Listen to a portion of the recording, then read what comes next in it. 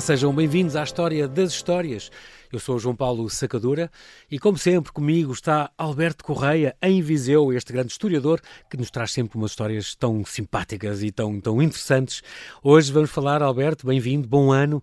Vamos falar de um presente de Natal ainda, estamos na quadra, muito acertadamente, um presente de Natal muito especial, que é o vinho. Ora então, como é que o vinho, que costume beirão é este do vinho como presente de Natal? Vamos a isso.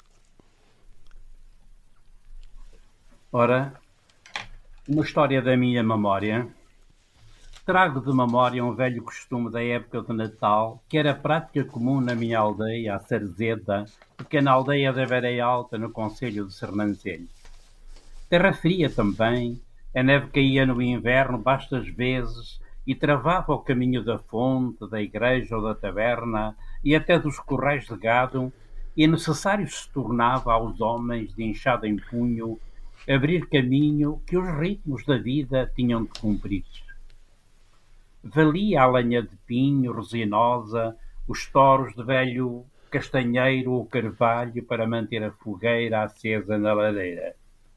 Valiam as arcas do pão, o centeio que se dava a moer aos moleiros do rio Távora, valia a tulha com batatas para todo o ano, valiam as taleigas cheias de feijão, de grão de bico, valia a salgadeira com a abastança da carne de porco, valia a caça dos coelhos e das lebres deste tempo de defeso, valia o pipo, cheio ainda, cheirando a vinho novo, e as maçãs que duravam cheirosas numa loja sobre a palha. Mas não era vasto na aldeia este jeito de viver meio patriarcal, que ainda ultrapassou largamente os meados do século XX, esse tempo que parece mítico dos avós de muita gente. Nas aldeias da beira vivia uma larga faixa de gente que não tinha gado, nem terras de lavra que produzissem vinho ou pão. Não tinham mais do que os braços, e uma relativa abastança desse pão de cada dia que se ganhava com suor nos meses das grandes tarefas agrícolas rogados para as casas de lavradores. Era ainda um tempo em que, pelas aldeias, transitavam pobres de pedir, pedindo esmola pelo amor de Deus, queriam dizer, ou pelas almas de quem lá tem, a quem rezavam Padre Nossos. Era, no geral, a mãe de família quem vinha à porta, mas era muitas vezes um filho ainda criança quem trazia ao pobre a tigela de sopa ou uma grossa fatia de pão com um pedaço de toucinho, que o pobre agradecia com este ingênuo dizer que Deus lhe pague. O vinho como presente de Natal, o dom do vinho, como lhe chamei há muito, em texto de letra de forma, numa revista de matriz regional, a Beira Alta, acontecia ano a ano, quando eu era menino, e depois se prolongou na véspera de Natal. Minha mãe enchia na adega uma púcara de vinho, essas púcaras vidradas que na aldeia se compravam aos louceiros, enchia uma garrafa e mandava-me seguir para determinada casa para entregar esse presente na véspera de Natal. Não era bem ao jeito de esmola, que às vezes esse vinho era entregue à porta de franca casa de lavoura, abundante de outros bens, mas escassa de vinho. Lembro-me sempre, em dia de Natal, como hoje, em que isto escrevo, dos meus passos pela geografia da aldeia. Lembro-me das vozes de gratidão das donas de casa onde eu ia, algumas lavradoras, outras não.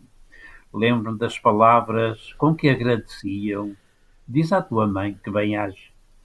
Lembro-me de uma velhinha, a senhora Maria do João, que vivia sozinha. Também me agradecia e me dava em troca uma mão cheia de castanhas secas, sempre tão doces que nunca outras iguais encontrei em minha vida. Memórias de Natal. Tão bonito este gesto, Alberto, e que bonito, como é mesmo verdade aquilo que o Alberto está a dizer. Agora estava a ouvi-lo a falar nas castanhas que lhe dava a senhora Maria de João, e que ainda hoje acha e ficou na sua memória como as mais doces e de facto, nós emprestamos aos sabores das coisas, conforme o sítio onde quem nos dá, ou o sítio onde comemos, ou a época em que comemos, um sabor especial que nunca mais conseguimos replicar, não é? Emular de aí em diante. E, portanto, ficaram-lhe sempre estas memórias também destes sabores. Que boas que deviam ser. Exatamente, outras que vá comprando nunca terão esse sabor. Esse sabor, que empresta-lhe o valor emocional, que também é muito importante. Alberto, claro. Nesta altura, quando o Alberto era pequenito e fazia estes recados, digamos assim, deste dom do vinho pela aldeia, cruzava-se com outros meninos que também faziam isso com outras casas, ou não?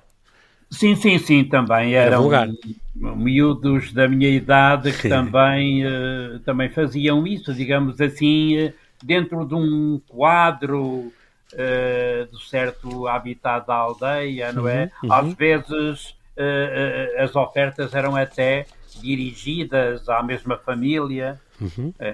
Engraçado e bonito esta coisa que disse, que não era por ser esmola, às vezes eram casas onde até podiam ser grandes e fartas, mas não tinham vinho, e as casas que tinham davam aos outros, que é um gesto tão bonito. Espero que não se tenha perdido completamente, Alberto. Na aldeia perdeu-se porque hoje há outros bens, houve plantios de vinha também, e hoje as aldeias estão-se a despovoar grandemente, de modo que o costume, de qualquer modo, bom é que fique registado, claro, e tenha ficado na alma das pessoas que ainda vivem. É completamente a função principal, e tocou nesse ponto, Alberto, desta história das histórias. Foi um grande prazer mais uma vez falar consigo. Bom ano, Alberto, e marcamos encontro amanhã. Até amanhã.